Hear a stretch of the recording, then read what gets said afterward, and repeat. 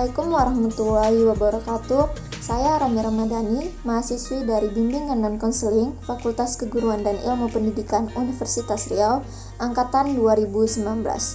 Nah, kali ini saya akan membahas mengenai keterampilan merespon klien. Untuk memenuhi tugas mata kuliah konseling individual yang diampu oleh Bapak M. Arli Rusandi MPD.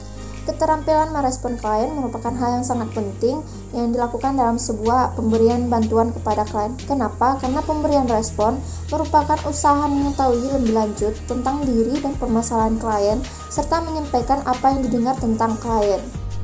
Nah, berikut beberapa hal yang perlu diperhatikan dalam melakukan keterampilan responding. Yang pertama, responding to content atau merespon isi. Nah, tujuan dari respon ini adalah untuk mendapatkan gambaran atau klarifikasi yang lebih jelas tentang unsur-unsur pengalaman masa lalu klien. Nah, responding ini dapat membantu konselor mengeksplorasi kesenjangan isi pengalaman klien tersebut.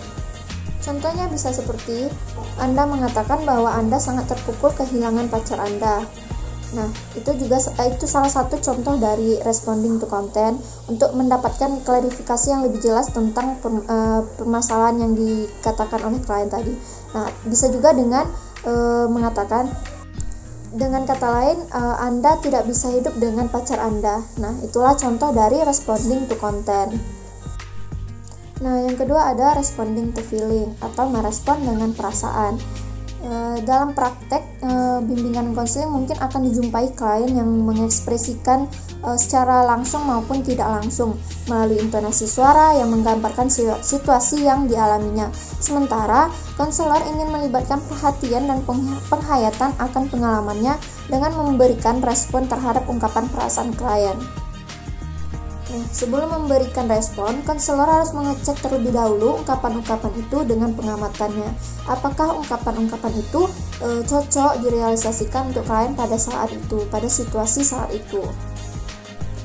Contohnya, konselor bisa mengatakan, kamu merasa sedih, kamu merasa diabaikan ya, atau kamu merasa bahagia ya, seperti itu.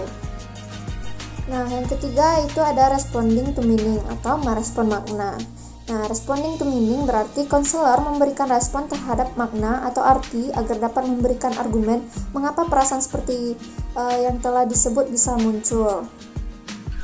Contoh sederhana respon makna seperti ungkapan konselor, kamu merasa sedih karena dia pergi.